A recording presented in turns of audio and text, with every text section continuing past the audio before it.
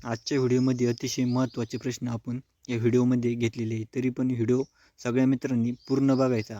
तर मित्रांनो, आता पहिला प्रश्न राज्यघटनेवरचा आहे. राज्यघटनेत प्रत्येक परीक्षेमध्ये 2 ते 3 प्रश्न हमखास विचारलेले असतात. काही प्रश्न कलमावर असतात किंवा काही चालू मंत्रिमंडळावर असतात. त्याच्यामुळे राज्यघटना हा कोणत्याही परीक्षेचा केंद्राची असो किंवा राज्य सरकारची असो, त्याच्यावर 2-3 प्रश्न विचारले जातात म्हणजे जातात. त्याच्यामुळे हे तुमचा प्लस पॉईंट आहे. त्याच्यामुळे तुम्ही राज्यघटना चांगली कव्हर करून ठेवा. कोणतीही परीक्षा असो तुम्हाला फायद्यात पडणार म्हणजे पडणार मित्रांनो. तर आपल्या व्हिडिओचा पहिला प्रश्न आहे, भारतीय राज्यघटनेतील आणीबाणी ही संकल्पना कोणत्या देशाकडून स्वीकारण्यात आली? भारतीय राज्यघटनेतील आणीबाणी ही संकल्पना कोणत्या देशाकडून स्वीकारण्यात आली? तर लक्षात ठेवण्यासाठी तुम्हाला एक अतिशय सोपी ट्रिक सांगतो मित्रांनो. जर्मनी आणीबाणी, आणीबाणी जर्मनी. तर ही ट्रिक ऐकल्यावर तुमच्या एकदम डोक्यात फिटच झाले असेल. हे फक्त तेव्हाच बाहेर काढायचं ज्या दिवशी तुमचा पेपर असेल, त्याच दिवशी बाहेर आलं पाहिजे. जर्मनी आणीबाणी, आणीबाणी जर्मनी.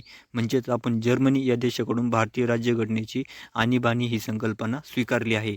अशा ट्रिकसाठी मित्रांनो आपल्या चॅनलला नक्की सबस्क्राईब करून ठेवा मित्रांनो. तर दुसरा प्रश्न आहे, अन्न तयार करण्यासाठी वनस्पती हवेतील कोणत्या वायूचा वापर करतात?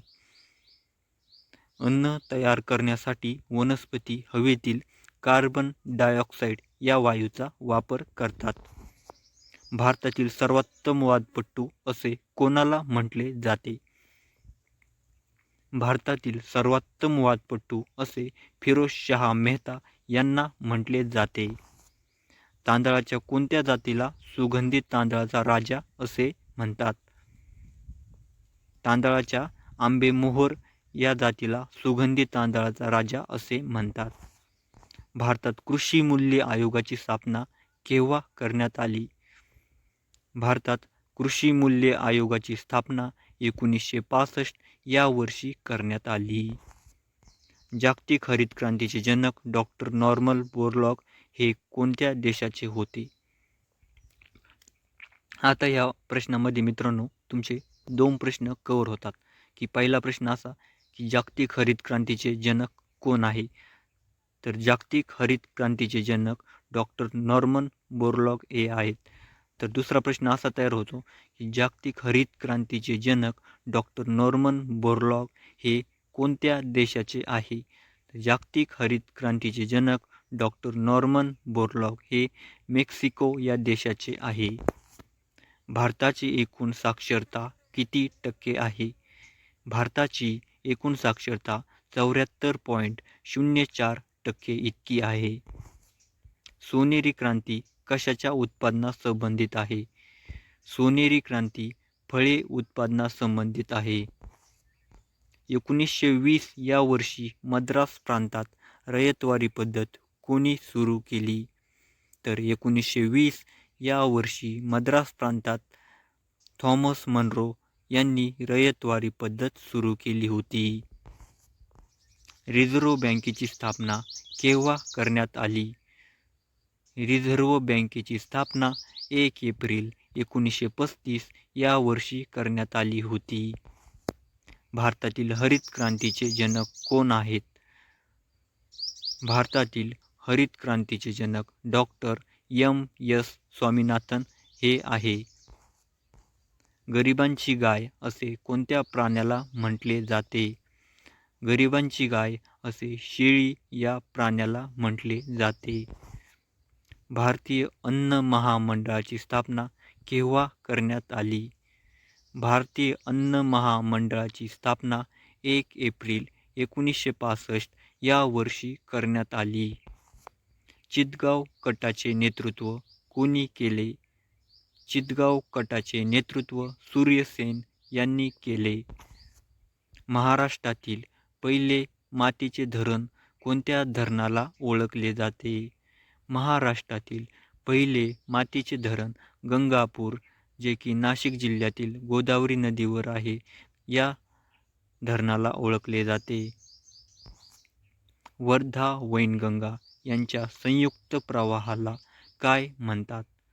वर्धा वैनगंगा यांच्या संयुक्त प्रवाहाला प्राणहिता असे म्हणतात.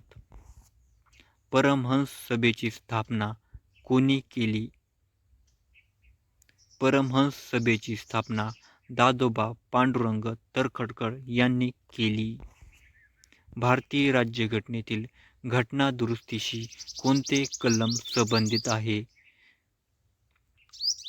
भारतीय राज्यघटनेतील घटना दुरुस्तीशी ती कलम 368 हे कलम संबंधित आहे. महाराष्ट्राच्या उत्तर सीमेवर कोणती पर्वतरांग वसलेली आहे? महाराष्ट्राच्या उत्तर सीमेवर सातपुडा ही पर्वतरांग वसलेली आहे. मध्य प्रदेशातील सर्वात उंच शिखर धूपगड या शिखराची उंची किती मीटर आहे? मध्य प्रदेशातील धूपगड या सर्वोच्च पर्वत शिखराची उंची 1350 मीटर इतकी आहे. भारत हा कोणत्या गोलार्धात समाविष्ट आहे? भारत हा उत्तर गोलार्ध या गोलार्धात समाविष्ट आहे. महाराष्ट्रात एकूण वनाखालील क्षेत्र किती टक्के आहे?